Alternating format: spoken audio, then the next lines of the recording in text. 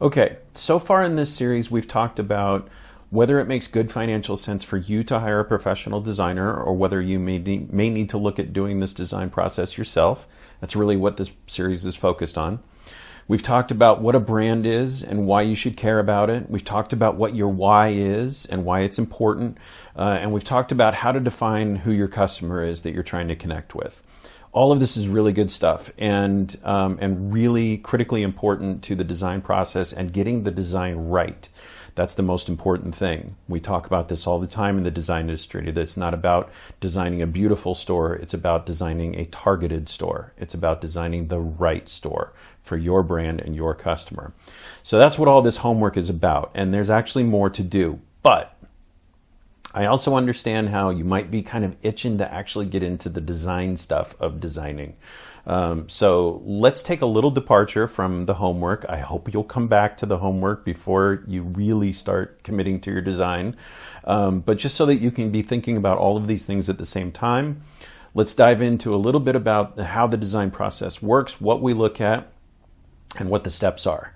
So get comfortable in a comfy chair, grab a drink, and let's talk retail.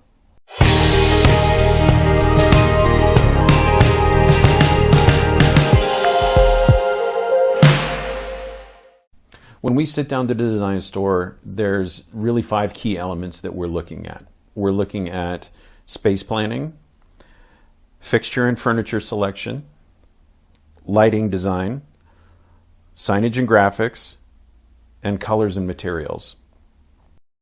Quick note about each of these. Space planning. This is the overall layout of the store, what people would call the floor plan. As you're designing this, make sure that you're always thinking in 3 dimensions. Even though you may be moving 2-dimensional things around a floor plan, you really want to be thinking about each of those things in 3 dimensions in terms of how big are they, and can my customers see over them, or is it going to block their view to the back of the store?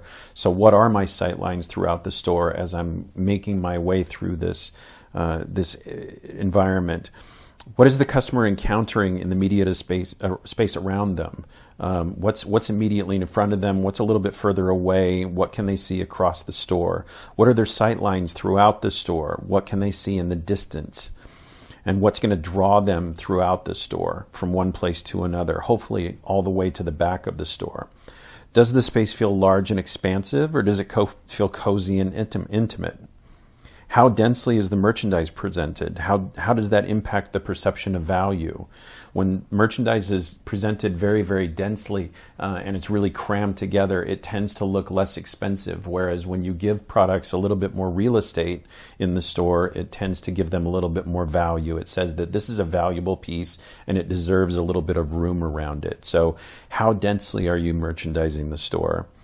How does the customer move through the space? What do they encounter at each step of the journey? What entices them to go deeper and deeper into the store? What is the customer's relationship to the staff? How close are they? How far away is the staff? Do they feel like they're being watched at every step of their journey? Or do they have a little bit of breathing room? Do they have too much breathing room?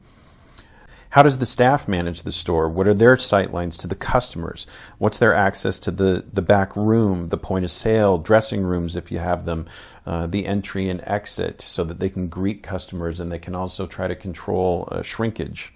With the fixture and furniture selection, display fixtures should be commensurate with the quality of the merchandise. All too often in retail spaces, retailers will say, oh, we have the highest quality merchandise on the market, and yet they're displaying them on the cheapest fixtures that you can find. And although the customer might not consciously be aware of that, they are subconsciously aware, and it devalues the merchandise. The opposite can happen too, where you may have a product line that's at a very reasonable price point, but you're displaying it on a fixture that is very high end and very expensive, and it makes the merchandise look more expensive than it is. Your fixtures should be flexible, but also offer structure and organization. You want the flexibility to be able to move things around and change things and shift things if you have a new product line or if it's a different season. But you also want to make sure that it offers some sense of organization to the space, and it's not so flexible that you lose any sense of organization. They should be durable enough for your environment. They should have a style that supports your brand image. And it should be easy to order new or additional accessories for them. You don't want to find yourself in a position where you have a new product line that's come in, or it's a new season and you want to shift things around a little bit and you don't have enough accessories to do that, and it's going to take weeks and weeks for you to order those. Your lighting should be all about the product offering and the experience.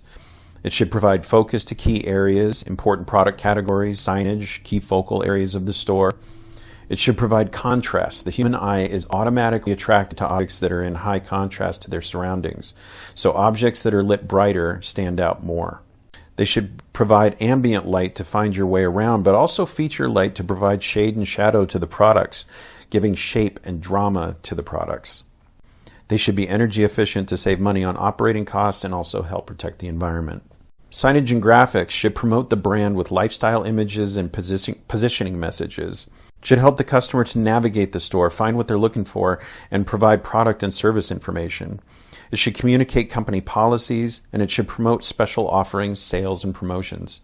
All too often in retail stores, customers don't have the information that they need in order to make a purchasing decision. Signage and graphics can really help you do that. The colors and materials in your store should create a mood, an image, a lifestyle. They should complement the product offering, providing context, but also contrast that makes the products pop off their background. They should be durable and maintainable. They should help guide the customer. Like, for instance, hard surfaces encourage faster traffic flow, while softer surfaces like carpet tend to slow customers down. So you want to think about, do I want my customers meandering quickly through this space, or do I want to slow them down and give them an opportunity to really enjoy being in the store? And ultimately, the colors and materials should be commensurate with the quality of the products, just like the fixtures and the furniture. All of these 5 elements should work together in harmony to create a unique brand experience for you and your customer that makes them want to buy from you.